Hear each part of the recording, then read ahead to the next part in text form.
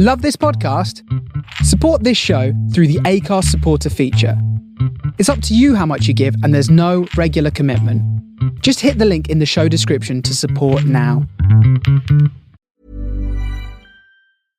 While every other channel is fighting for your customers' attention, podcasts are where they've already given it. No one accidentally listens to a podcast for 45 minutes. They choose to be here. They trust the voice in their ears, and when that voice talks about your brand, it doesn't sound like advertising. It sounds like a recommendation from a friend.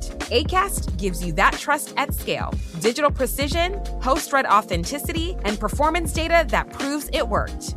Don't fight for attention. Buy it with Acast. Learn more by visiting acast.com/advertise.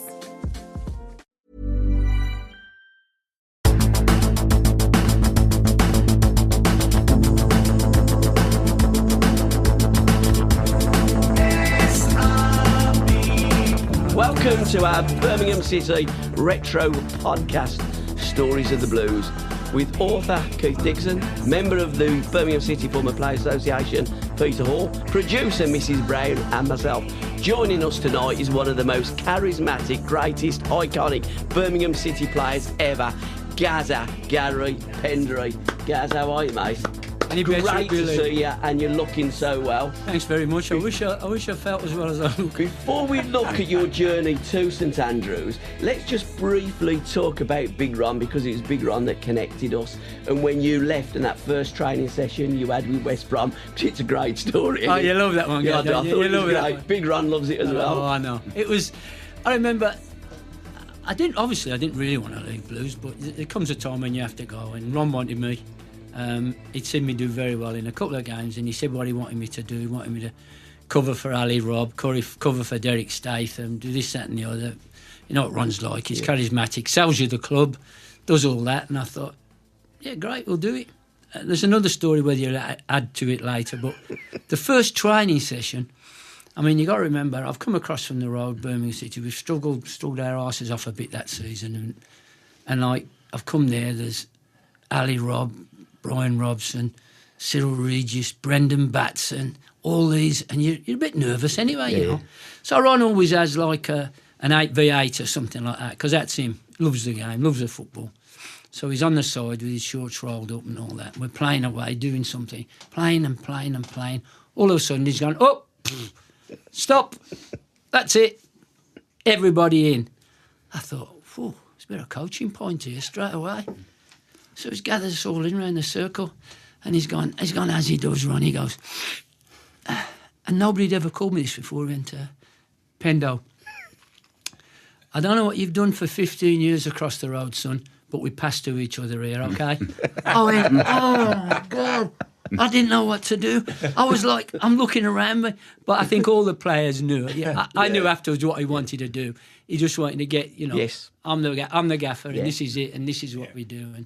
And after that, he's probably the best manager I've ever played for. I could get anybody playing, anybody. Yeah.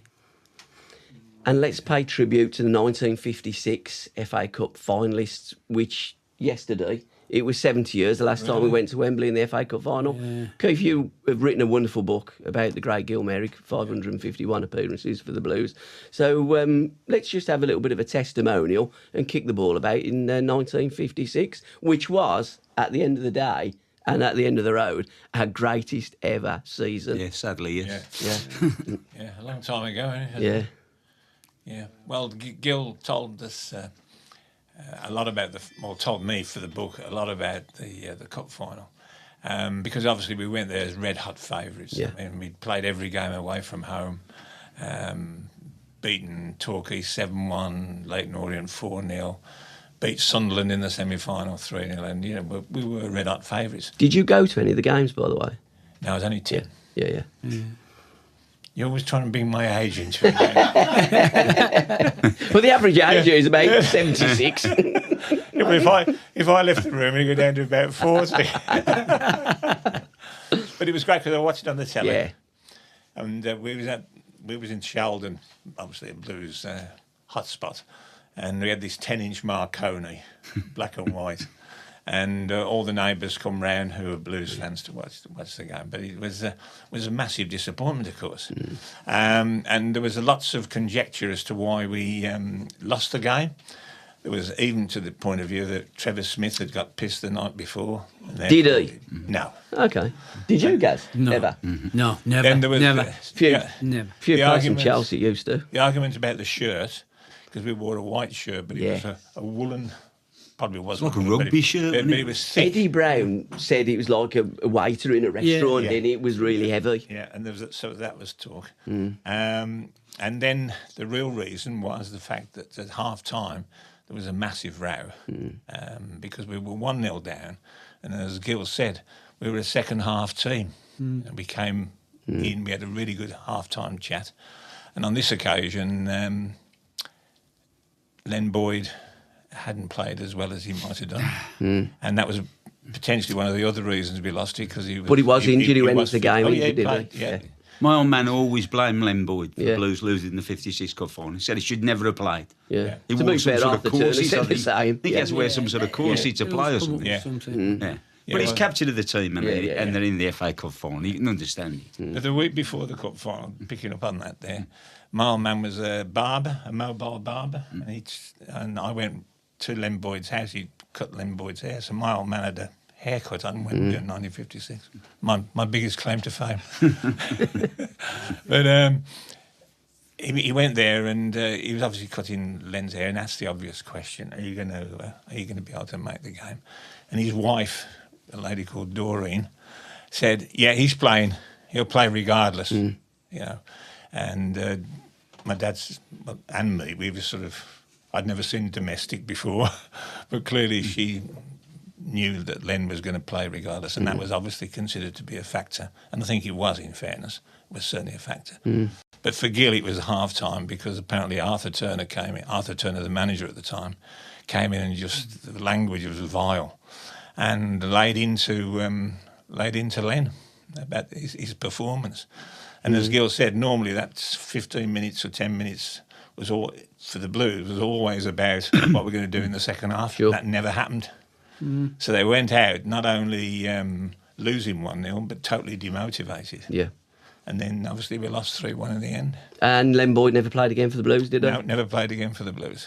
Biggest bollocking you've had, Gaz, at half time from a football manager? Bollocking. Yeah. You know, collectively, not just you. Actually, it was Ron gave me one of them as well.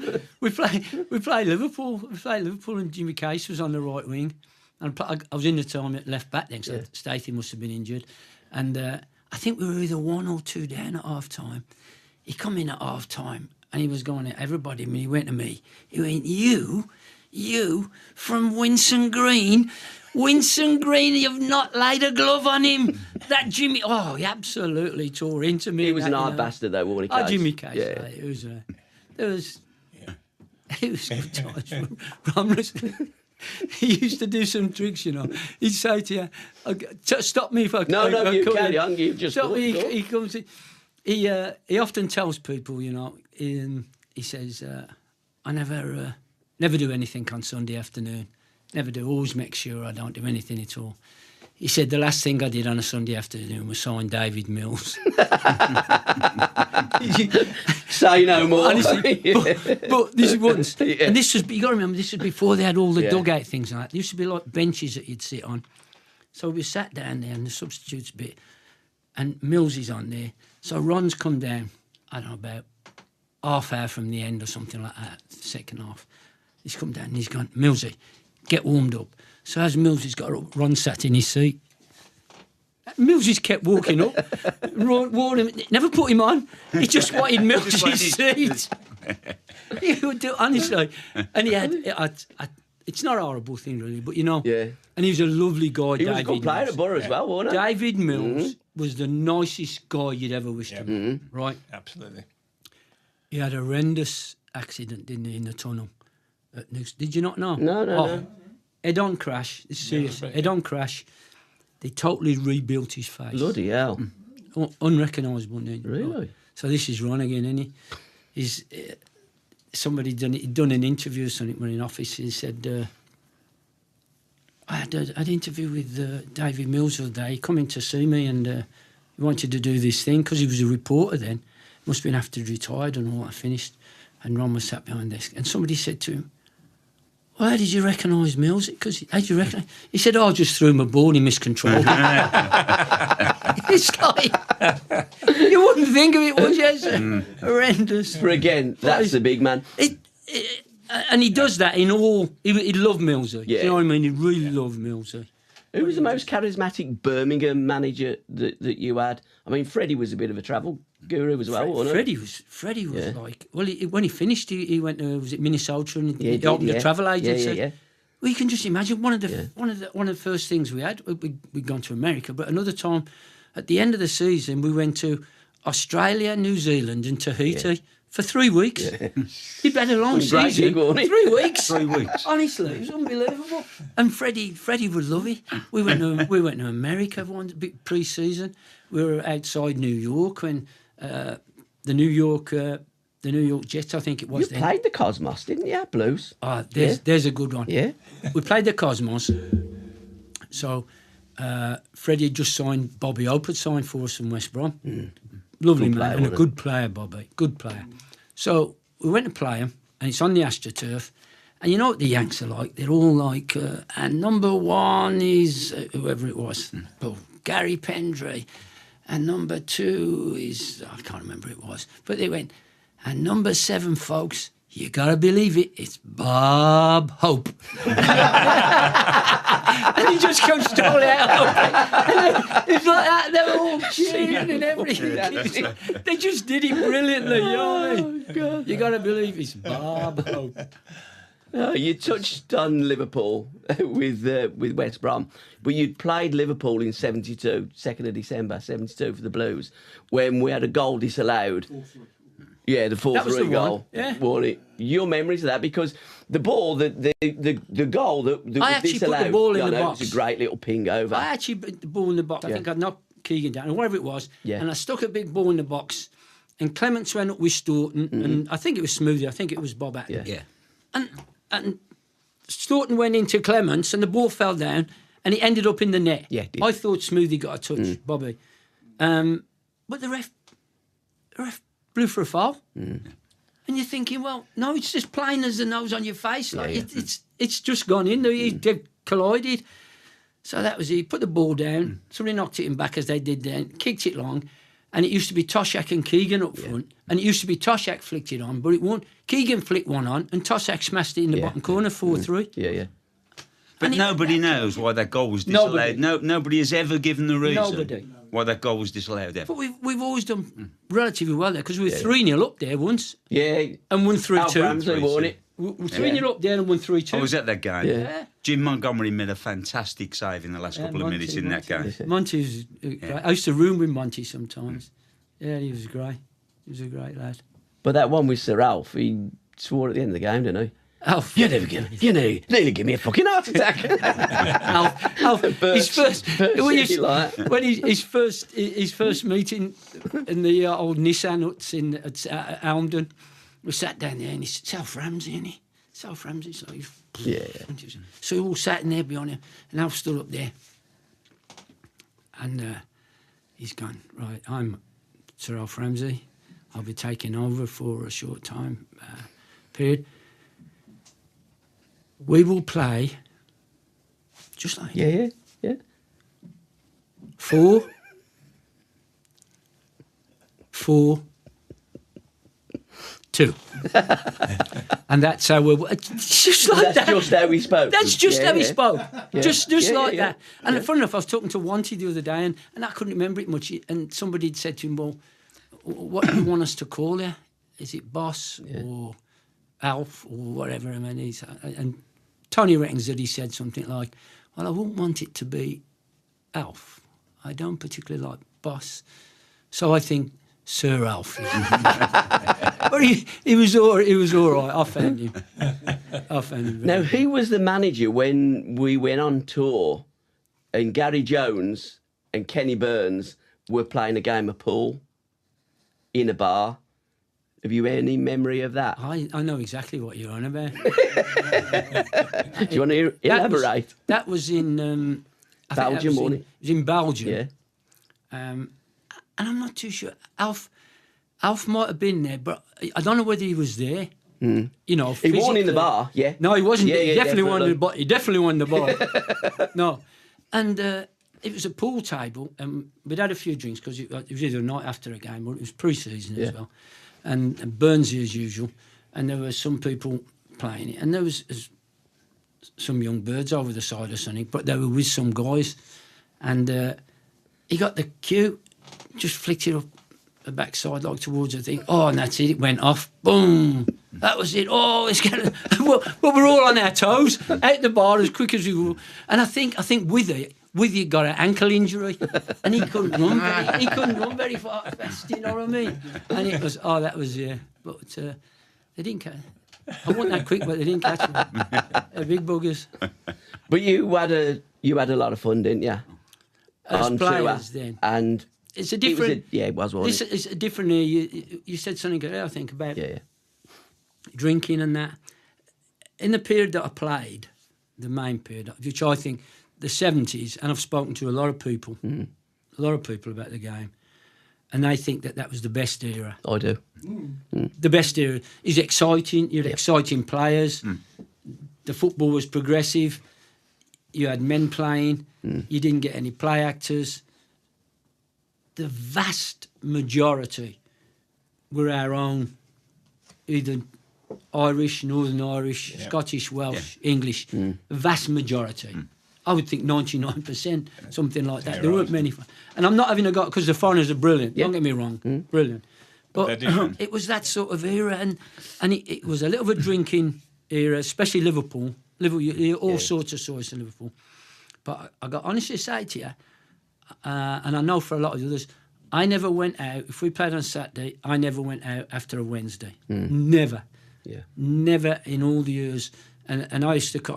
I've lived on the north side of Birmingham for 54 years, and I used to travel across 2 or 3 nights a week to the Red House. Yeah. Where they used to go, Carsey, Alan Campbell, and all the lads used to drink it. Then we used to have an inquiz team. We used to go around the pubs. Do you remember they used to have an inquiz, and you used to go around the pubs with teams. There was myself, Carsey, which used to call Alan Campbell, Carsey, Gordon Taylor. I'm not too sure whether it was Pagey, but it was 4 of us, and I was more on football. Carsey and Tiger would be on horse racing, and somebody else. You know what I mean? Yeah. And we used to do the inquiz. It was brilliant. Brilliant in the pubs with all the lads, and you'd have a laugh, and it was an era then. I think you were in the pub or you went for a drink, and if you stood next to the guy next to you and he was a carpenter or whatever he was, a tool man or a bin man, you might be earning a tenner more than him or a 5.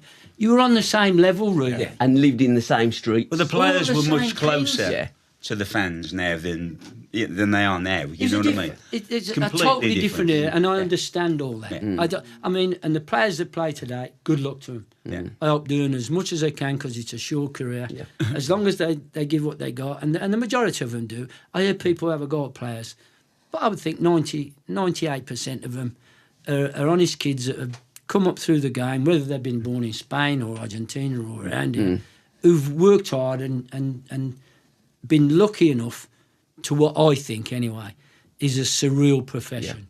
Yeah. You're given something, you're given a little gift, of whether it's your mother, your father or whatever, and you nurture it, and you get to be a player, you get to be lucky enough to play for the team you want to play for, then you play a lot of games, then somebody gives you money for it, and you're going like, what is life? Yeah. Do you know? And if I can just talk, if you want me to stop, tell me. Gaz, I never want you to if you stop. Want, if you want me to, it's like, I went to Birmingham, and I went to Birmingham as a 15-year-old, and they gave me £8 as an apprentice. I would have got for no pounds. Yeah. Do you know what I mean? But then, come the summertime, you get about 6 or 8 weeks. So the first summertime, I went to a pal of mine, because we used to drink in this cafe. Tea and coffee and whatever, not coffee, tea. A pal of mine, Peter Dryhurst, he had a scrap metal merchant. So I worked through that summer, shoveling swarf and getting scrap. Do you know what I mean? Yeah. Now, I never wanted to do that ever again. So that gave me something. The following summer, Yeah. right, when I was like 16, because I've been 15, then I was 16, I worked in an undersealing firm at the bottom of Garrison Lane, where they used to mask it up and do the undersealing. I did that. I didn't want to do that for the rest of my life. So when I went back to training, I was even better. And then the third time, the break we had before I turned pro, and God rest his soul, my best pal, Phil Summerhill, we worked for Chardin Glass and Glazing. Yeah. And there are still some people who are listening now. I fitted some little louver windows. You bastard. Louver windows in a bathroom. I'm telling you what, if they're still there now, or they lasted a week, I'll be sure. And that was, it sort of give you like, you looked at it then, and because I know a lot of working, I don't like the government, I mean, they're called working pay. Everybody's working. Yeah. So, and they had to get up in the morning and they didn't want to do what they did. But I was lucky enough to get up and do something I wanted to do every day of my life. And it was something you thought, that's me. I'm lucky. I'm lucky and I want to keep going. That's what I want to do. Christmas presents and Christmas past. I've done a podcast with the great Alan Hudson about that. What's the most unusual Christmas present I think I know where you're going. you've had? I know. I got one off the Tilton, didn't I? I got one off the Tilton. Funny enough, I'll tell you, I got one off the Tilton, and it came in a long box, and it's nicely wrapped up, and it got from all of us at the Tilton. So I opened it, and it was an axe. and funny, God's honest truth, now, God shot me dead. When I went to this presentation on Sunday with the lads, just before, as I was going in, there was a very smart guy. He'd probably be, I'd go late 50s, 60s, somewhere around that, but very smart and all that. And he'd come up to me and he just looked me in the eye and he went, "Oh, gas." He went, "Oh, I've not seen you for 8 gone." So he said, "I got to tell you," I said on the Tilton, he said, "I don't know whether you heard it, but he said, we used to sing, 'Garry's gonna get,' Garry's gonna." I went, "Oh, was you one of them?" I did. He said, "You what?" And funny enough, he said, "You know what, that era," he said, "I absolutely loved it." And he said, "I fell in love with the game then." Because I think he was only about 12 or 13 or something like that. Usually when Trevor got fell, that was. That was your usual response when Trevor got fell. Gazza's going to get you. It's just, the club is everything. Yeah. I often, all the time, I call it my club. I've 4 children, lots of grandchildren, but my boys, they've got season tickets. Their sons have got season tickets. There's 8 season tickets in the family and close family, and they absolutely love it. Do you know what I mean? It's just they love the club. They got all this phone business when it comes up, what they're doing, and the shirts and the old shirts and the retro shirts and this and that and the other, and it's just and when I say it's my club, it really is, because another little story is. I got married at a very young age. I was 17 when I got married, and we couldn't find anywhere to live. And I eventually found some different. We lived at different places anyway. One of the places we lived at, funny enough, was Kingshurst, 3rd floor. Oh, really? Whereabouts? 3rd floor, Redwood House. I know it well. And 3rd floor, right opposite the Mountford, yeah, right. Yeah. And I was in there the morning. They carried the Villa coffin when they got relegated. That was him. Yeah. They carried you right. And not long after that, I had a knock on the door. And I opened the door. We were on the 3rd floor. And there was this little kid, be about 9 years of age, something like that. I was only like 18, 9 or 10 years of age. Little kid in there. "Can I have your autograph?" I've only just got in the team and all this. "Yeah, because you can." It was Garry Shaw. Oh, Shawsey, yeah. Shawsey. From Newton Drive. Every time I used to see Shawsey, after that, I always used to say, great. I always used to say to him, "You come and knocked on my door." But just before, not long before he died, I saw him at, whose funeral was it? Was it Bobby Thompson's? and I saw him there and we were talking about different things. And before I could get into him, he said, "Did you have your underpants on when you opened the door?" I went, "No, I didn't, Shawsy." But he was a lovely lad. He was a great kid, wasn't he? Yeah. Great kid. Great lad. The Birmingham lad, they were all good kids. And as I say, the story is, I'd been to visit one day with my wife. I'd been to visit my brother who'd got a nice little house in Sutton. And because he was the fastest fridge mender on ice, he skated for Great Britain. Blimey? Oh, yeah. With a fridge on his back? No, everybody used to say that. He skated for Great Britain. He ended up going to the Olympics, being a referee and a world-class referee. I was doing all that. But he got himself a lovely little house. And I was walking, we were going back to catch a bus, me and Mrs. And we just happened to walk down this Longmeadow Close, it's called, this little close. There was a tiny little house in the corner. And it was lovely, and it was up for sale. And it was $4,500 it was. And I ain't got a pot to piss in, I got nothing. So I thought, if you don't ask, do you? I asked the club lent me, my club lent me £500 for the deposit. So that started me, do you know what I mean? Yeah. And I had to pay it back, obviously, but of course. I couldn't get 500 quid back then from anywhere, Which was do you know what I mean? a lot of money back then, wasn't it? You know. It's and that's why I like to my club. I like to my club. Was it Don Dorman that scouted you up? I mean, he was a great There's a guy scout. called Harry Birch. Oh, okay. He used to work for Don, but Don I originally ended up signing. Well, I actually had a list of clubs. I mean, when you look at me, I was an average Joe player. But when I was at school, I'd got to the English schools, you know, England schoolboy trials, the North versus South, when the likes of Kemba was playing and Brooking for them and other people. And there's lots. But no, obviously never made the England side. And I was lucky enough to have, I could have gone to any of the Midland clubs and Tottenham as well. I could have gone to Tottenham as well. But there's only ever one club I was going to go to, you know. So it was great. And as well as that, he gave me a pair of boots.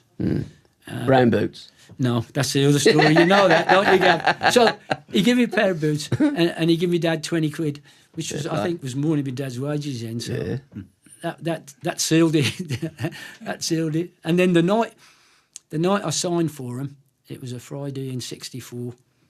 I was supposed to be meeting my missus, who, as I said, we've been married 60 years now, and I couldn't meet her because I was signing. So she'd tell you now, if she phoned up or I phoned up her, she'd say, "No."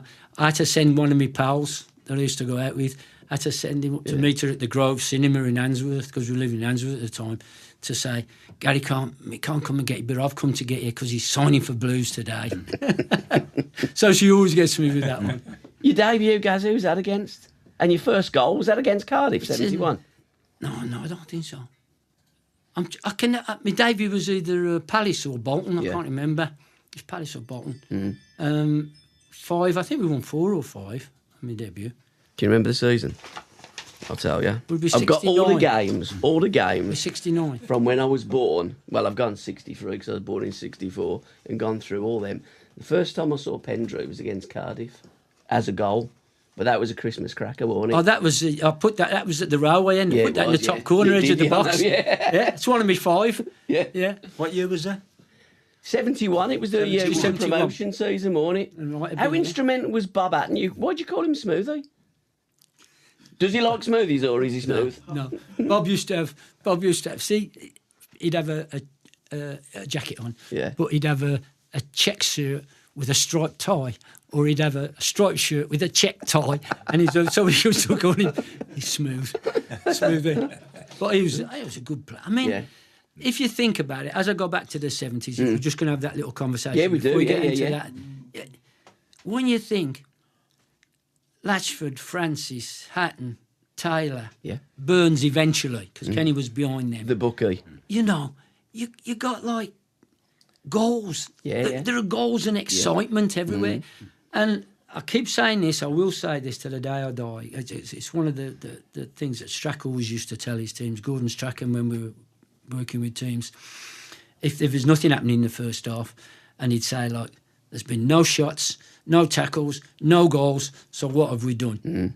you know. Yeah. And even though the modern guy, and I would never have a good, but Ron and myself, we always call ourselves dinosaurs. Everybody does. You know. We all are. But instead of having 30-odd passes or 40-odd passes, if you've paid your money and sat on that seat, I guarantee you a big tackle, a big header, a cross, a goal-mouth incident, a goal gets people off the seats. Absolutely. Because they want action. You want to see your team do... Now, there's nothing wrong with that pass, and it goes, and it hits, and it goes, and it goes, and it maybe goes back to the keeper who goes, and then they go, oh...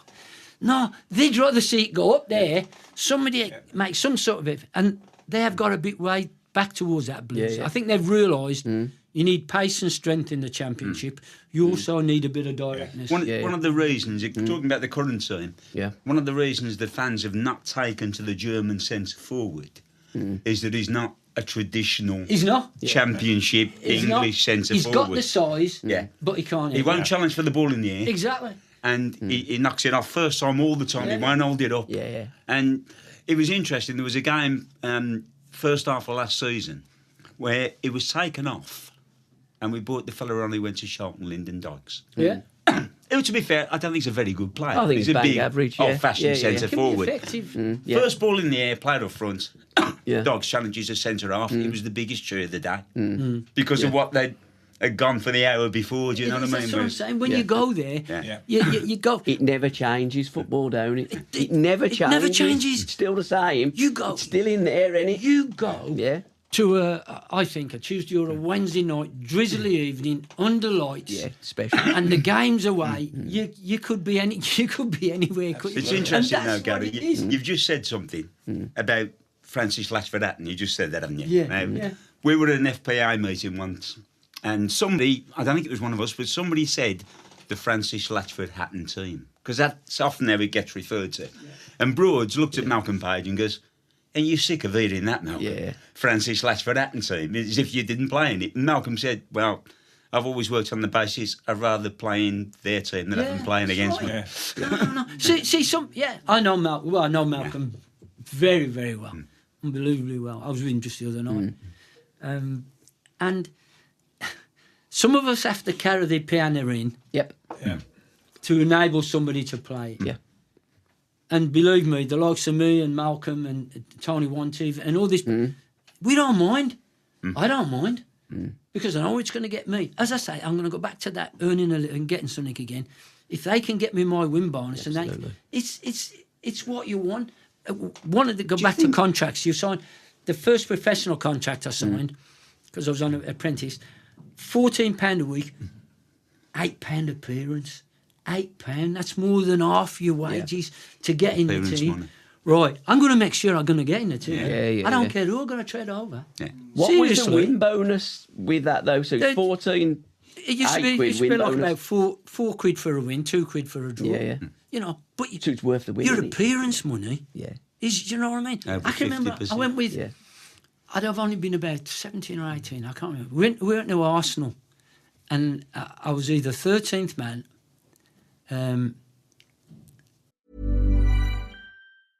You've got social dialed in.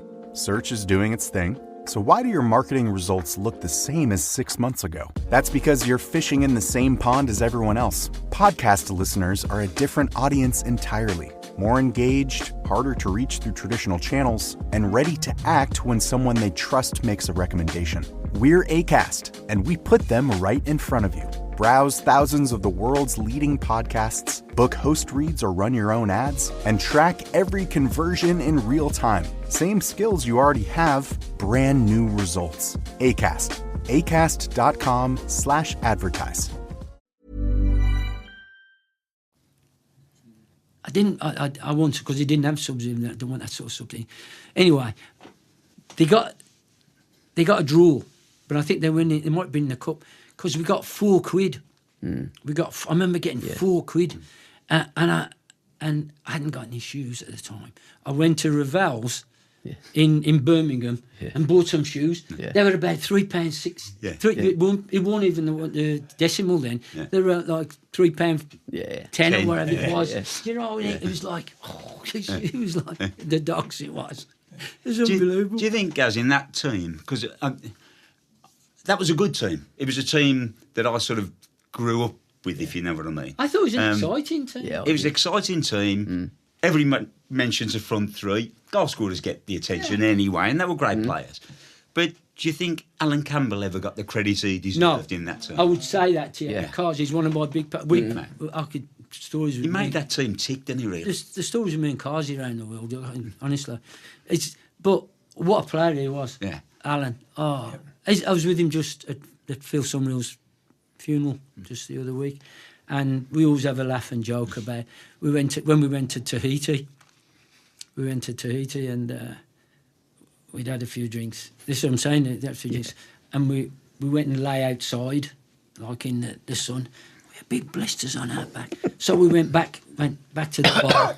It was in pre-season, so it was like, or at the end of the season, I should say. So it was nothing to... And we sat at the bar and Freddie happened to be at the bar. And for some reason, Alan Campbell, started to give Fred some stick. He was giving him this for that, and he hadn't picked it, done something. Fred just looked at me and he went, I think you'd better take your pal to bed, hadn't you? So I had to get him out the way. And it's the same one where if Mick Kelly was in there, because Roger was always like, oh, Garth, he could do this, that, and the other. And Mick Kelly got him. Mick Kelly had jumped in off the end of this thing into the ocean and come back up with some sand as though he'd been to the bottom, but he'd already got his in. Right. Roger was in.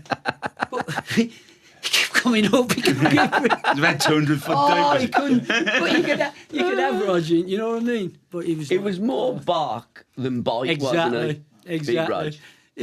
Ron tells a story about him as well. Yeah, Oxford. He does. Stevie Phillips, When he comes up for the corner, Ron says, I come up for the corner, and Big Ron Andy says to me, Andy's come up for the corner and I've got to mark him. He said, I've got to come up, Ron, because the crowd expect it. Well, he was another lovely guy. Yeah. He's a diamond.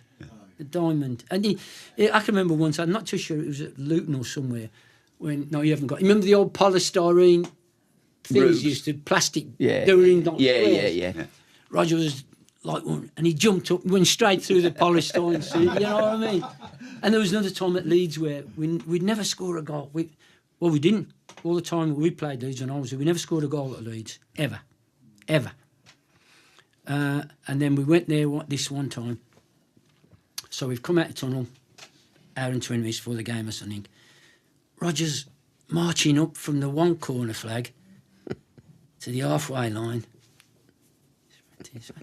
and to the other corner flag and back again.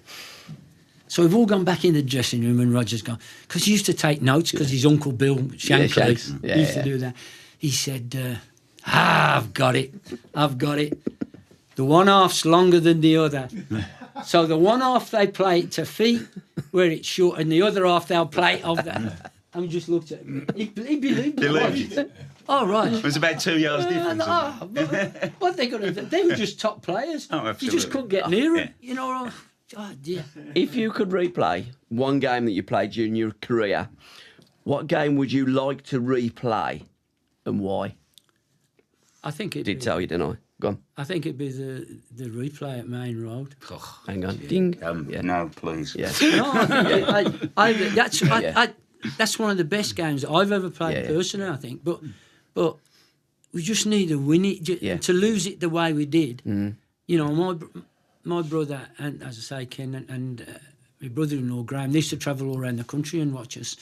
And they always say, if to this day, they'd tell you now, they drove home, never spoke a word to each other. Because Alan Campbell was involved in that, wasn't he? Because he was, along with John Roberts, in the original game, the semi-final, and they were replaced by Stevie Bryant, and Hendry.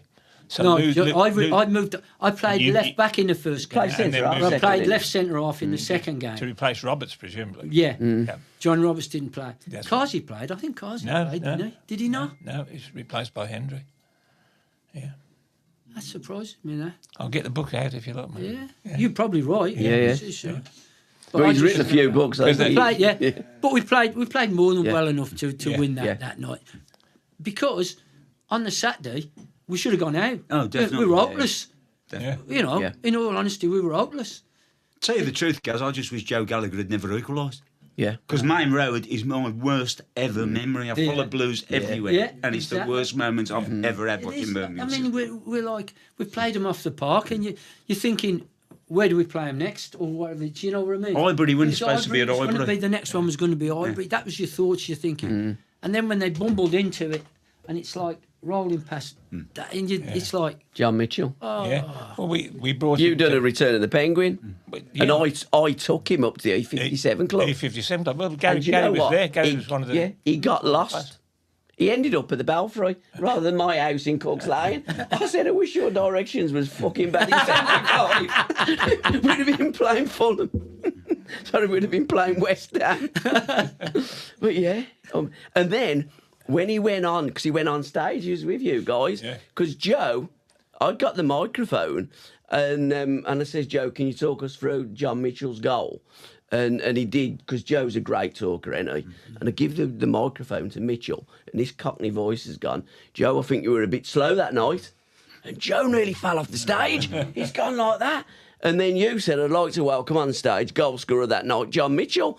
And there was a round of boos. And he said to me, they don't like me much here, do they? I said, I told you I'd get you in, but I didn't say fuck all about getting you out.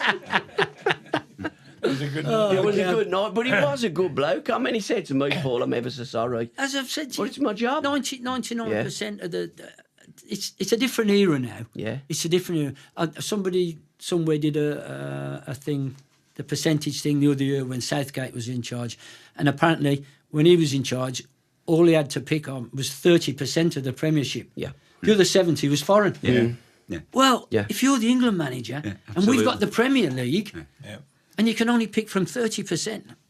What is it now? What's the percentage? Well, now? I don't know. It's Probably probably 10. I remember watching Man City on the telly a few years ago, and I thought the only person the England manager can pick is Joe Hart. Yeah. The goalkeeper, he was the only player Exactly. in Man City's team the England manager But could pick. also, you could say, and then that period and them teams, especially the Man City team when they were wiping the floor with everybody, that could probably win the World Cup. Yeah. Because you've got the best players from everywhere. Argentina. The better team than win the World Cup, without a doubt. Yeah. Oh, without a doubt. But in saying that, there's some great players. They've brought great ability, great skill. The other things, they've brought a lot of things that we don't like. I don't like them anyway. Diving, cheating, stuff All like that. And when you get kicked, I'm not going to say in my ear, I'm going to think, but one thing you didn't want to do, you never wanted to show anybody you was hurt. Absolutely. The last thing you wanted Didn't matter what was level. the guy off the side to come on and treat you. Yeah. You never wanted that. No. And I tell you what, especially as well, when you get a bit older and you change your career. And I went to Warsaw. I'm going to jump to Warsaw. Sponge. Yeah, when I went to Warsaw, and I was the sponge man, sitting in there when Ronnie Green got injured. And I ran onto Ronnie Green. All I had in my bag was like some spray and a cold sponge. And he said, "Oh, it's my knee." And I undid his tie up and rolled it down. All I could see was his bone. I've got nothing. What do I do? I'm not, and that just shows you that was 1984, 3, 4, 5, somewhere around there. So. It shouldn't have been really. No. When you're thinking that people can get really hurt, you got somebody like me running on. Yeah. It's like Away from the game, did you play any other sport like tennis or golf? I used to. Funny enough, not far from me. And my dad was, as I said, my dad was a caretaker, and he had Artfield Crescent, Aycock Green, and they had a hard court. Tennis court. Okay. And I used to love tennis. I used to play tennis. I used to, as I say, I used to play my brother and my brother-in-law, and I used to play them both. But they used to get it in the singles, and I could play it into the doubles. You know what I mean? Yeah, As well. Yeah, I used to like that. But I was never. When we had golfing days, it was back to we'd play about 8 holes, and then in the. Yeah. And one day, I do remember, and this is the truth, I tell everybody this, and I tell them, I think it's, especially people who played at Edgbaston Golf Club, I think it's a second or the fifth. Yeah. It's a short hole, it's a par 3, it's elevated the tee. There are trees on either side, and we played there one winter time. Gordon Taylor played Tiger. We used to call him Tiger. I can't remember who the foursome was, but Tiger. Tiger went in. He's got his 5-iron to play. This is the truth. If I rang him up now, and it's really raining, it's wet, and he's hit it, he sliced the ball into the trees on the right, let the club go into the left, and it's kept going. We found the ball and lost the club. and that was the sort of thing you get. And then after about another 4 or 5 hours, we'd pack in. The ball wasn't in the hole, was it, by the way? It was in the trees on the right. But you've got a golf do coming up with the Fulham Play Association. We've got a golf. The next golf event is Friday, the 2nd of October. Mm-hmm. We've got about 30 ex-players already booked onto it. Mm. A lot of local lads, as you expect. Dev, Horse, Darren Carter, Malcolm's playing, whatever.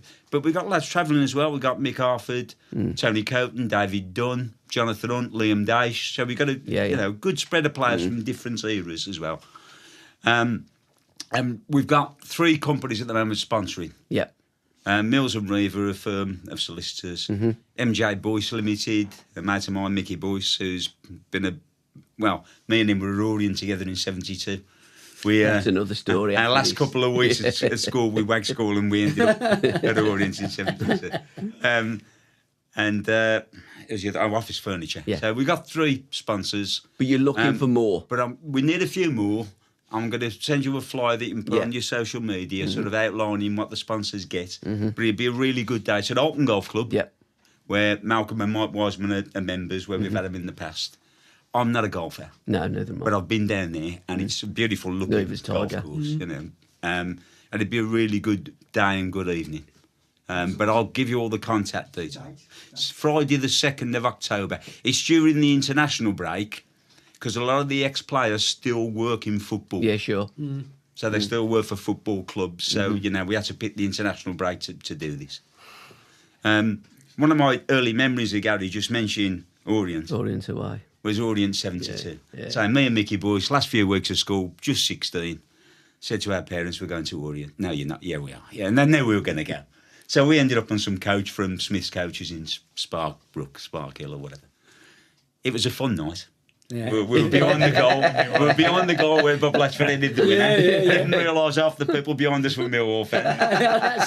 But I remember you that night when they tried to get the game abandoned. I think you were quite prominent in getting one or two of the Millwall fans off the pitch, kicking one or two of them up the arse, from what I remember. I think I said before to Gab, somebody threw. I got near the touchline, and somebody threw a penknife. A penknife at me, and obviously trying to be missed, but it was closed. You know, I thought when I went down to pick it, I thought, what do you want to throw it closed for? If you want to hurt me, you're going to open it, and so I just threw it on the side like. But that was a great such a great night. Elaborate on that night a bit more, because it was a bonkers evening. What was it like as a player to get promoted? That euphoria, that season that you've endured, and Super Bob scores that goal and takes us off. It was unbelievable, because I remember that a few games before that, and it got that tight at the top of the league. Yes, with the goal difference and all that. I went and see the club doctor. I went, I can't sleep. I need something. You'll have to give me sleeping tablets. He went, Garry, there's one. I said, you need to give me something. All I keep seeing is goal difference. And it's right. I just kept thinking, you concede a goal, score a goal, and you go and do this, that, and the other. But it don't matter if you win and all. You get the.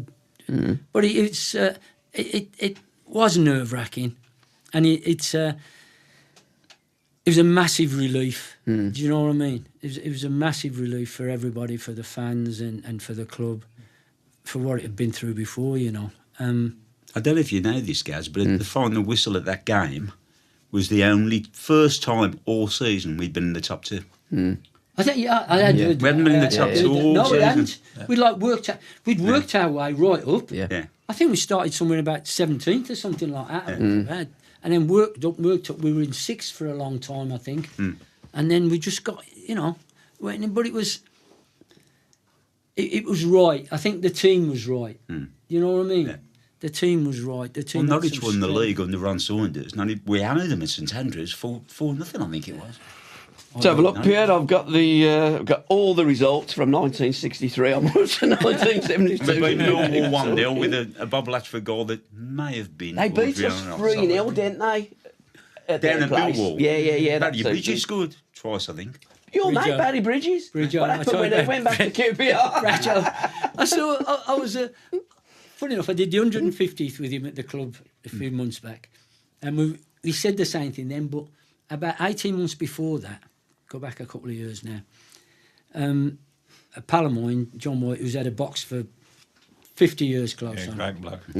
I used to go on his box. Ever since I retired 15 years ago, I'd take my grandson, who's now grown up and got his own son, and we'd watch a game and see people that they'd be brought round to see the club, Bridgeoe and other people that visited. So Bridgeoe's there and I went, oh, Bridgeoe. I said, he left and went to QPR, you know. I said, and we played against us. I said, it was here. I said, and they played the first ball. I said, I went right through him. Got the lot and all that. I said, and he was on the floor. I looked down and he looked up and he went, I thought you was me pal. And I said, there's no pals when you leave here. All right. And then Bridgeoe come to the box at half time and he come in and he went, oh, Gaz. He said, and the people that are in there, he went, do you know what happened to me on the first time? He told them exactly word for word what I'd said to him. And then when we met at the 150th the other 6 or 7 months ago, we spoke about the same thing and he said that again. But he was he's a good player and all, wasn't he? Why did we let him go? Bridgeoe, I don't know. I don't know. There was we had some good players. Some good London as well. Bert Murray, I remember Bert Murray. Both come from Chelsea, didn't they? Bert, yeah. But I've still got his Al Jolson LPs. I used to love Al Jolson. Climb up on my knee, sonny boy. That was when. That's not an offer, is it, Gary? That's when our Garry, who's like, he's Garry with one R. He's 54 or 55 now, and I used to play it to him. And I've still got Bert's in the thing. He took me before I could drive because I didn't get a car till I was about 20. I used to go to game on the bus, and. Bert took me in his car. I was trying to show me how to drive. And he said, right. He said, Gaz, he's got there. And I sat there. He said, I'll give you a tip about driving. I thought, Bert, you know, you're a young kid and Bert's a man of the world. He said, don't look at the car in front. Look at the one in front of the car. I thought, oh. He said, but never do this. And he did the seat back. And he was driving like that. I was going... He just put the seat back and he got that in his hand like that. But he's a good lad. Who had the best car? Who was the maddest, Greenough or Rocky? Trevor had the suede one, all the suede over the front of his, was it a TR7 or something like that? Yeah. From Zisman's, was it Zisman's? I'm not sure, but he was the same at Sheffield United. But Trevor was a lad. He died early as well. Yeah, he did, sadly. But From Keighley, wasn't he? He was a boy, Trevor. Jimmy Greenough, he was a bit balmy in his car, wasn't he? Jimmy, 1600 E Cortina. I got in that, he showed me that as well. And then Phil had one, because Phil Summerall used to love his cars as well. Yeah. He had because I had a Capri, I remember having a Capri, and I had all them slats across the back of the window, put them across the window. And I parked it in the garage and it wouldn't start one day. And somebody said to me, oh, you have to get an hairdryer and you have to get it on the solenoid or something. I thought, what? You're telling me all about that? And at the same time, I'd got a groin injury and I was trying to get to it, but I managed to get to on a Sunday, and it was Dave Fairhurst, the old physio. Yeah. Dave was, I don't know whether any of you remember him. It was the era when they'd all wear a white cow gown, and Dave used to have this hair and he used to comb it back. And he used to have a fagging. He used to stand in front of the mirror. And if you was a young kid, you used to go and tell him he was injured.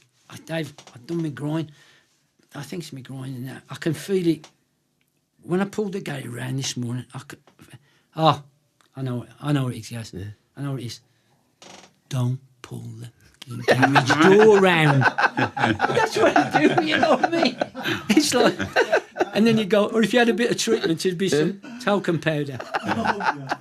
You know, I can remember Fully qualified. I remember being as a young kid, I was about 15, and Terry Hennessy and Ken Leake were in there on a Friday, and you used to have to go and clean up a bit in there while they were having their treatment, and Dave was giving them a treatment. And Billy Hennessy, Billy said, Dave, I can't remember, he's Patricia or somebody, she's got a bit of flu. Do you think I should sleep with her tonight? And Leakey went, well, if you went, I'm coming round. And I went, I was only a kid, you know what I mean? And it was like, and funny enough, I ended up, William Terence Hennessy, we always just call him Bill. Yeah. And I ended up buying my second house when we got promotion. That enabled me to go and move up a little bit in Sutton. I bought a house right behind Terry Hennessy, who'd moved then to Derby, but he'd kept this little lovely white bungalow, beautiful, on a place called Monmouth Drive by the golf course, and he kept that. And we moved into our house on a Christmas Eve, and I remember I went round to visit him, and we virtually sank a bottle of whiskey between us on the Christmas Eve because it was freezing cold, and you know, it was lovely, it was brilliant. That was a moment in time. It was, yeah. It was just one of them things, and it's amazing. I didn't know Billy got this house. She just, Maureen, the wife, she saw this house and she wanted it, and it was, Whitney Houston had a hit with one moment in time. One moment in time. Yeah, hairs on the back of your neck stick up to this day, don't they, with that song? Yeah. Tell us why. I took over it, not the best of times, at Birmingham, but it was at the beginning of the season. And we'd already won, I think the first game, we'd already beat Stoke, I think. And then we went to Villa Park. And Graham Taylor was the manager. And so they had all on and that. And we beat them 2-0, I think. Mm. And that song was out in that, you know, one moment in time. And it just suited I could just hear it as I was walking down the track afterwards, and all the fans were behind the goal, and it was like, you know. And we went and had the usual thing. We went and had a drink. I went and had a drink with the players afterwards, and they were playing it at the place as well. And it's just one moment in time. But I've also got another moment in time which is not so good in that, when things weren't great at Birmingham. Obviously, when I went as manager, mainly my own fault. But we got beat at home to Bournemouth, I think it was 1-0. And it happened to be my birthday. And it happened to be my 40th birthday. So what I didn't know was that the wife had done a surprise birthday for me. But I didn't get home till 9 o'clock.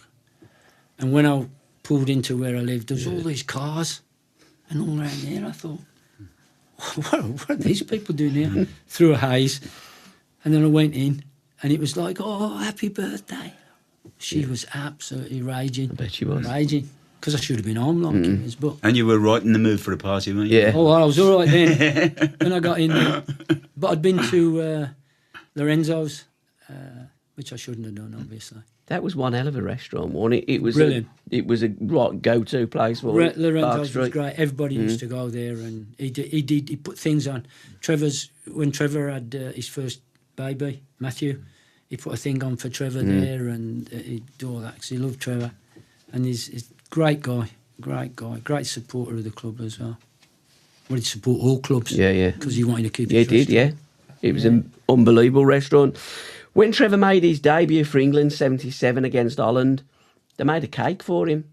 You any memories of that? Subbuteo players on the top. It was in the D Club. Was he? Yeah, the D Club made it. Oh, I don't know. I just know that Trevor, if we're into the Trevor Francis thing. You've got social dialed in. Search is doing its thing. So why do your marketing results look the same as 6 months ago? That's because you're fishing in the same pond as everyone else. Podcast listeners are a different audience entirely. More engaged, harder to reach through traditional channels, and ready to act when someone they trust makes a recommendation. We're Acast, and we put them right in front of you. Browse thousands of the world's leading podcasts, book host reads or run your own ads, and track every conversion in real time. Same skills you already have, brand new results. Acast. Acast.com/advertise. I don't want to. I do want to compare it with the Bellingham thing, because Jude Bellingham is a great player. Yeah, terrific player. I don't think there's any comparison for. Personally. In my opinion, I saw Jude making his debut, and they were saying about the 16 and all this. Excuse me. It was nowhere near the impact. Yeah. Trevor's impact was unbelievable. It'd be just like turning this light on and off like that. Yeah. I mean, Jude had an impact where he gone in, because he was a midfield player now. Yeah. Trevor went in and it was like, boom, what have we seen? Yeah. Yeah.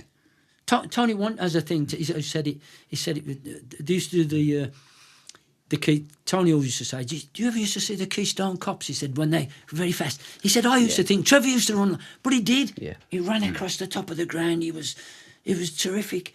You know, he's a bit like when I first saw Stansfield get that goal for us. He smashed it in the top corner. Yeah.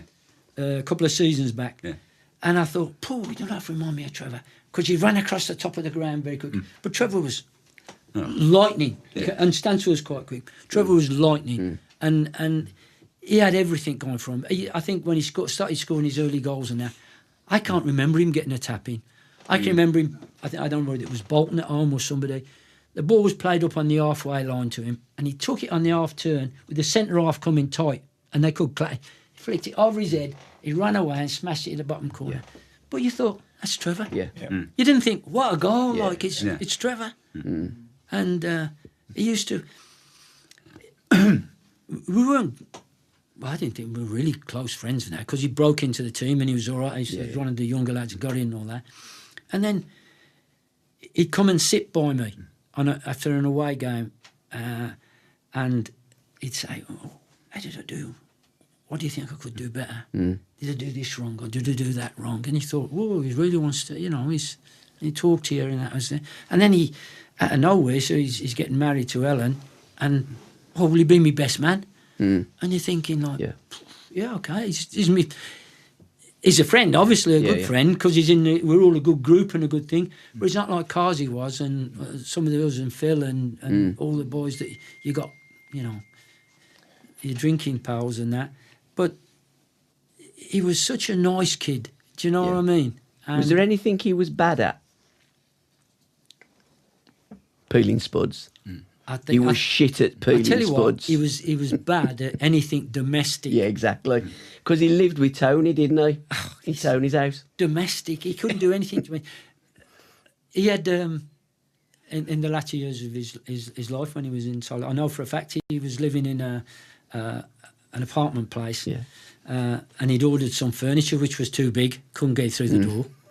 And then he wanted a light bulb changed. He had to get somebody around to fit the light bulb. Helen, God rest her soul, she was the most beautiful, lovely person. Yeah. Helen was the Francis. She would cook for him, clean for him, do for him, that for him, everything. But Trevor was the exceptional person, the exceptional player. He was just exceptional. Just one thing I would actually get. It's my opinion, I feel the same. I think Trevor played the best football of his career at St Andrews. 100%. I think he probably did. 100%. I think that's when we saw him at his most free. I'm coming into the thing, and they're giving me freedom to do what I want, and I can do it. I can do it. Do you know what I mean? It's just something. It was a pleasure to be a part of it. You know, it was an explosion as such. I don't think before that I can't remember any other English player of any sort making that sort of impact that Trevor did. I mean, we had the Bobby Charles and Jeff Hurst, and we had these other people that were fantastic players, and Alan Balls and whatever. But suddenly, Trevor Francis, and then. By the way, there's no way I wanted him to leave. I didn't want him to leave. I didn't want Joe to leave. When Joe left, I didn't want any of them to leave our club, my club. So I wanted us to do what they were going to do. But he goes to Forest, and he gets a goal in the Champions League. Do you know what I mean? It's like, it's written, isn't it? It's just written. I can just see it now talking. He's stooping down outside the back post and the cross. Robertson's getting the header. Trevor first ever Trevor game. Weren't great in the air. He weren't great in the air. But he used to have a thing, and he'd tell you this, and a lot of people tried it afterwards. If they kicked long balls, it went up, and the big centre-off's gone. He used to jump really early, outrageously early, to sort of put the guy that was going to head it off on the way down, and he used to get away with it. I remember him scoring the header that beat the Villa 3-2. Yes, yeah. We used to. That was his favourite hat-trick. He'd like the game as well. He'd think about the game because we'd talk about things, obviously we do that, and he'd say to me on a couple of occasions, he'd know he could get away from anybody. We'd be playing somebody, and he would say, Gaz, if we get a kick off and it's early and the ball goes back to you, he'd say, get the ball out of your feet. He said, I'll come to the ball, but I don't want it. Yeah. I want it bigger than the right back. And so you do it automatically. You wouldn't even have to look at it. Come and do that, and you go, boom, and he'd just do that, and he'd spin, and he'd be away. He'd be away and gone. And he could do that. He's exceptional. He was exceptional, and it's such a sad loss, you know. We're lucky, aren't we? We're still able to talk about these things, and absolutely. Boys, I think we've run out of time, haven't we? He said an hour.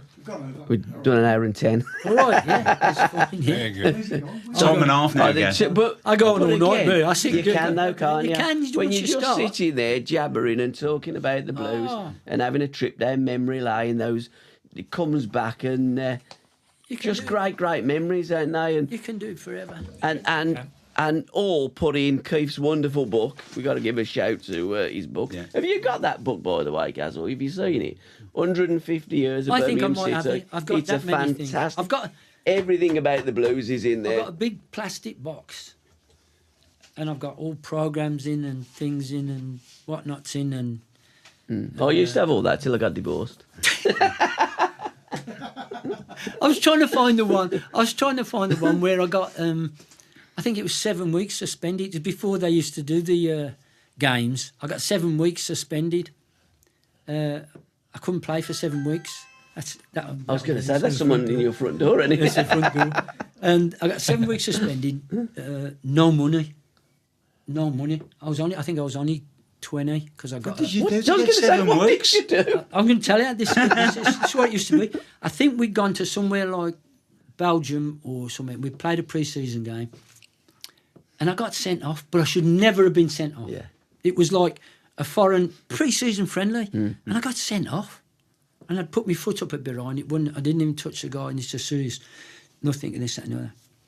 And then we'd started the season, and I got a couple of bookings, and then I got some more bookings, and that was it. I had to appear. You used to have to appear before him, right? You used to have to go and appear before him, and I got 7 weeks.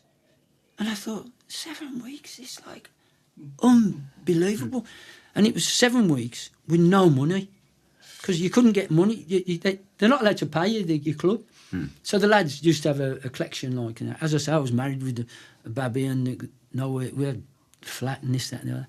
And a while after that, I can't remember how long it was, maybe 18 months or so, I'd had to appear before him again. I'd got some more bookings. I don't want to send off. And I went to London, and it was Vernon Stokes that used to sit on a big table and used to be like you, like be looking at you and what you're doing, this, that, and the other. And this Vernon Stokes, he said, "I'd just like to say something at this moment in time." And somebody else was the chairman. He said, "I happened to be at the game abroad when Garry got sent off." He said, "And there's no way he should have been sent off. And what we give him in that so-and-so," he said, "so I think," so they didn't do anything to him. This Vernon Stokes got me off everything. Just because he was at the game? Yeah. He was at the game abroad, but he hadn't been on the committee, on the sentencing. It was like a sentencing committee. Lancaster Gate or something like that. You used to have to go. Honestly, you used to go, these big doors. Big doors you go through, and they were sat there and you'd appear before them. It was like, it ain't like nowadays where you get a booking for pulling somebody's hair. They should be skilled for that. Keith, have you got anything to add just before our final question? I'm sorry, I thought we'd finished. No, well, we have, but we're carried on. We're still recording this, aren't we? Yeah, that's fine. That's all right, no problem. You got anything to add? Yeah, Go I'll on. put me notes away. Just thinking of the time when 1967 in the FA Youth final against Sunderland. And just looking at some of the... there were about 4 of you that made it to senior pros. Yeah. But whether some of the names ring any bells from the rest of the team? So now put You it were all captain away. of that team, weren't you? Yeah, I was, yeah. And you were the youngest captain as well for Blues, weren't you? Yeah, that was Stan Collis. Yeah. But 20 you were, weren't you? Was there? Yeah. And did we play Cardiff? Was it Cardiff? It was QPR or one of them. I can't remember. I've just not the day. But I was... See, that... Stan made me captain, but Stan, I think, knew... When I got married, I was 17, and I hadn't made the first team then, but the reserves used to play a football camp, and they used to play in the afternoon at St Andrews. So I didn't tell anybody I was getting married, and they changed the kick-off time to the morning. Okay. At Elmdon. Right. And I'd arranged to get married at 11 o'clock. At Elmdon? Not at Elmdon, but in Erdington. And so I went on when they used to pin the team sheet up. They used to pin them up. Yeah. And I went, I'm in reserves. Can't be 11 o'clock. We kick off at 3 o'clock in the afternoon. And they went, they've moved it because they're having some work. So I went to the office. I was only a kid when I went, knocked on the door. Come in. I'd like to speak to you, boss. Sit down, Garry. I can't play tomorrow. I can't play in reserves tomorrow. Are you injured? No, I'm getting married. He went, why have you not come and seen me before? I'm not an ogre. I can just remember him saying, you know what I mean? It's like, that was... Your door's busy. It is. It is your door. It's like New Street Station, isn't it? Yeah. You don't have as many kids as I've got. And they all come home eventually. Tell me about it. We all got that, don't Yeah. Go on, Keith. So I found it. Yep, go on. It's amazing. 67. 67, yeah, 22nd of May.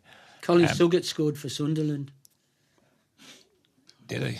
Yeah, I haven't got that down. But there was you, Dave Latchford, Bob Latchford and Keith Birch in that team that made it to see. Birch? Keith Bowker. I was going to say Bowker, yeah. Sorry. The fullbacks were Reynolds and Beckett. Does that ring any bell? Yeah, I saw Dave Beckett about just less than a year ago. Yeah. I met him. He lives not far from me where I live now. And the halfbacks were Liam Saunders.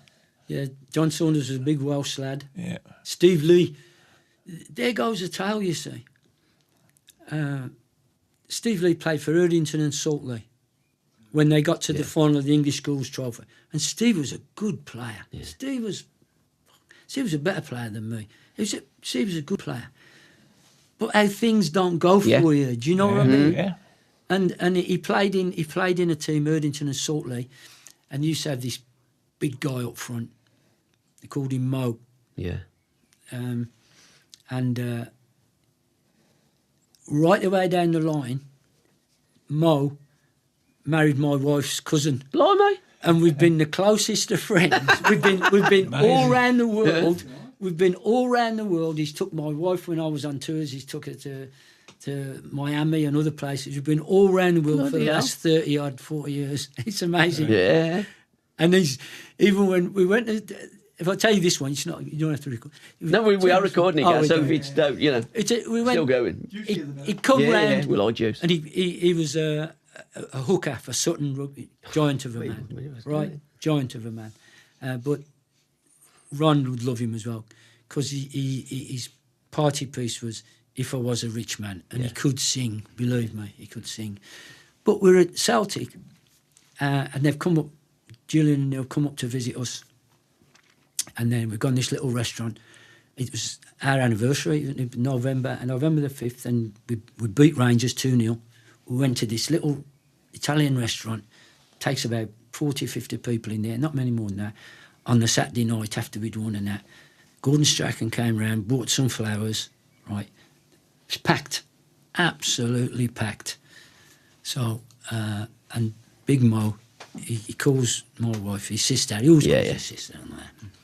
So he stands up. We've had a few drinks, it's later on. Bangs the table. And he goes, and they've gone, sit down. I thought, here we go. Sit down. We're Rangers. We know who you are. I thought, here we go. This is it. And he's gone, wait. And he starts to sing to my miss, you'll never know just how much I love. And he's singing. And honestly, his voice is unbelievable. Unbelievable. And the whole of the restaurant ended up applauding, right? And on the way out, can I swear on this? You can. Yeah, of course you can. On the way out, they come past him and the women are going, well done, big man. My fucker wouldn't have done that for me.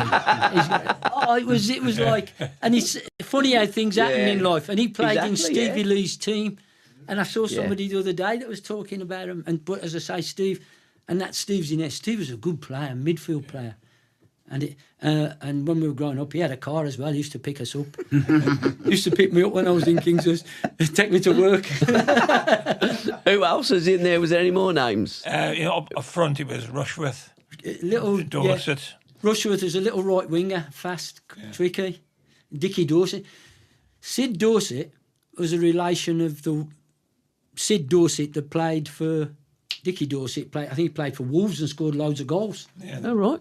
I think so. Yeah. And then the other one was a left winger, I guess, Jones. I don't remember much. Do you remember Bob Latchford? I remember. Yeah, he done all right for himself, didn't he? He didn't do too badly. And his brother was all right as well. Dave was all right. Dave's a guy. I don't want to tell you this. I ain't going to do it. You can do, yeah. I'll say when we were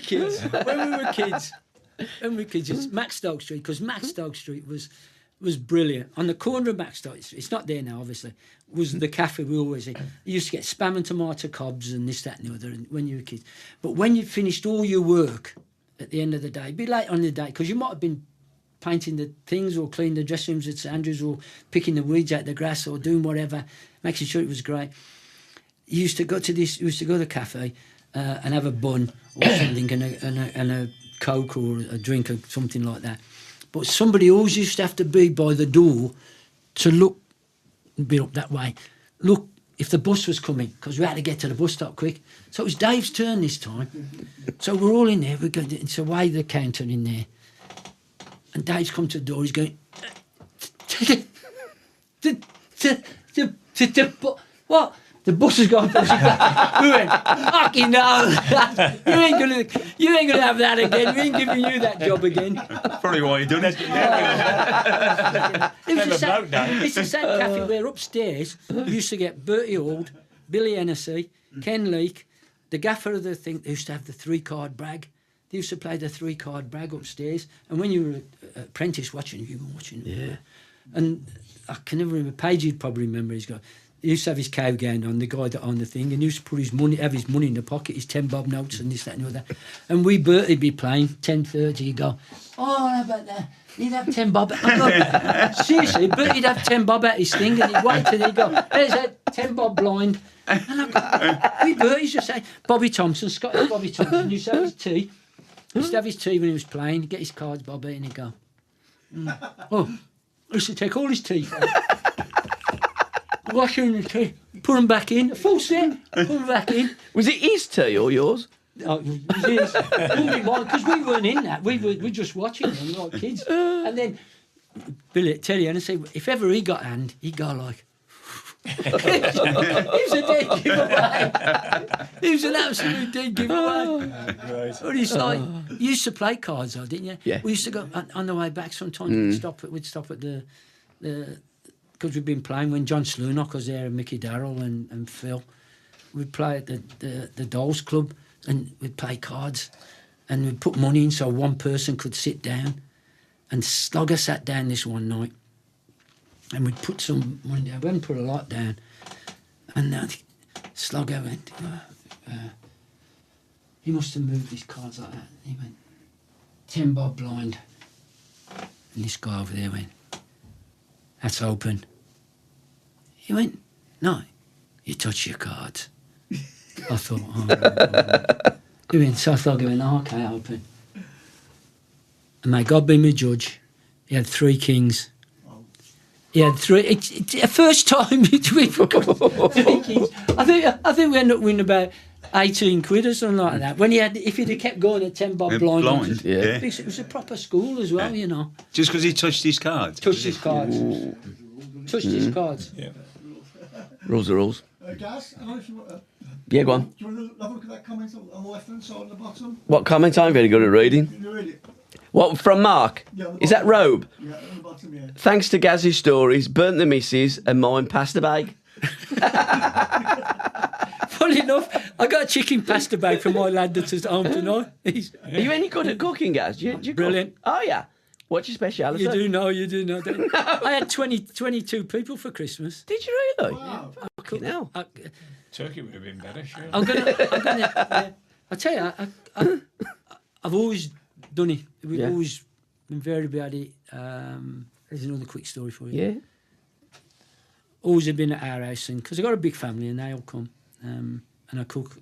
We get up early in the morning, do all the things, and we don't only have we have turkey, beef, and lamb. We always have them, get the things and all that.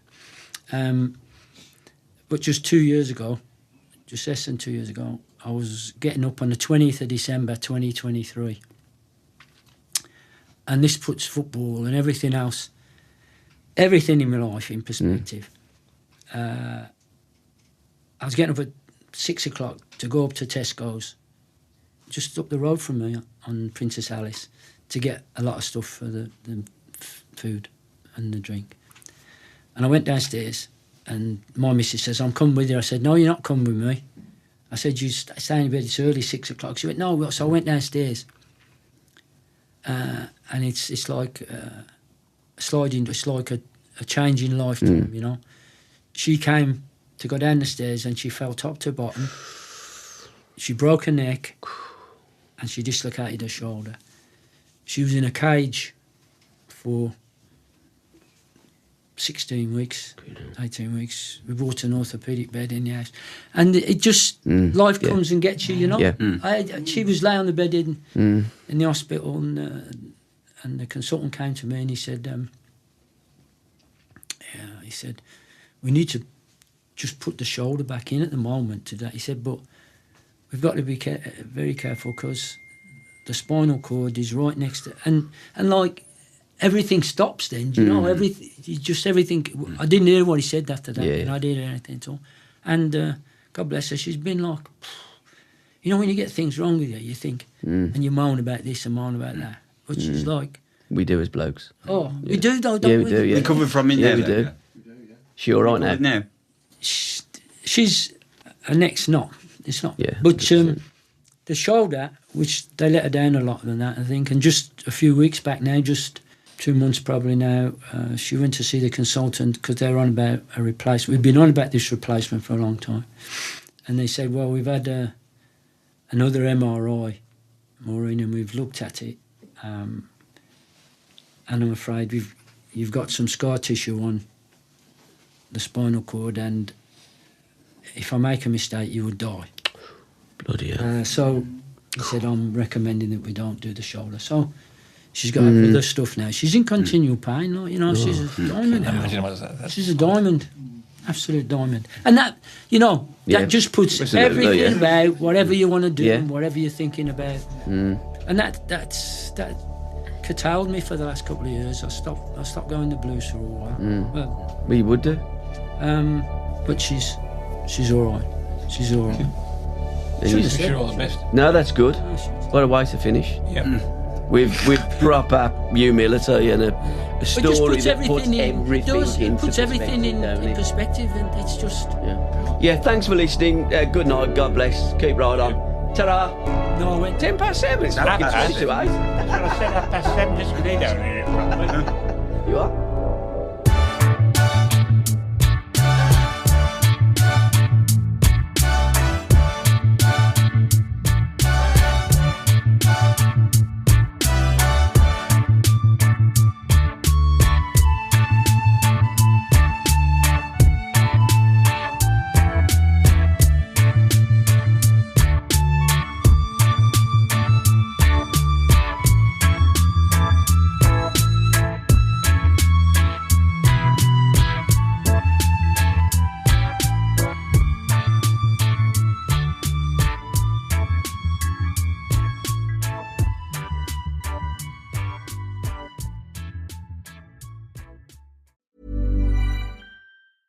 Ever walk past a place for rent and wish you could just take a peek inside? Maybe even explore the layout. Envision the natural light streaming through the windows. Or plan where your vinyl record collection would go. At Apartments.com, you can. With tools like their 3D virtual tours, you can see the exact unit you could be living in. Really envision yourself in your new home with Apartments.com, the place to find a place. Do you keep hearing podcast ads, like this one, for example, but always wonder how you actually get involved with them for your own brand or organization? Well, it's easier than you think. We're Acast, and we give you the platform to do it all yourself. Browse thousands of popular podcasts, choose the shows that match your perfect audience, set your budget, and launch. And if you want a hand, our podcast specialists are there to help you launch with confidence. This is podcast advertising without barriers. Get started at acast.com/advertise.